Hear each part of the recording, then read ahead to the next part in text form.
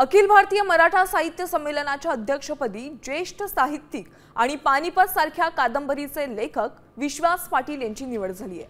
पुण्यात झालेल्या अखिल भारतीय मराठी साहित्य महामंडळाच्या बैठकीमध्ये हा निर्णय घेण्यात आलाय। या निवडीमुळे मराठी साहित्य विश्वामध्ये उत्साहाचं वातावरण निर्माण झालंय।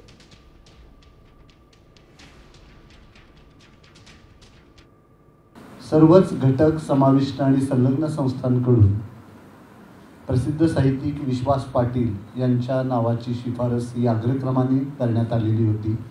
त्यामुळे साहित्य महामंडळामध्ये 99व्या अखिल भारतीय मराठी साहित्य संमेलनाच्या अध्यक्षपदी त्यांची एकमताने निवड करण्यात आली।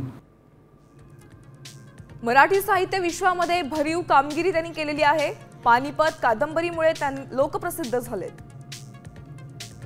महानायक, झाडाझडती, पांगिरा, चंद्रमुखी या कादंबरींचं लेखन देखील त्यांनी केलेलं आहे।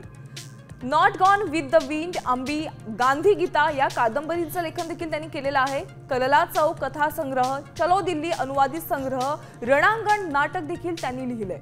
पानिपतला प्रियदर्शिनी पुरस्कार मिळालाय, तर गोव्याचा नाथ माधव पुरस्कार देखील पानिपतला मिळालाय। तर झाडाझडतीला 1992चा साहित्य अकादमी पुरस्कार मिळालाय।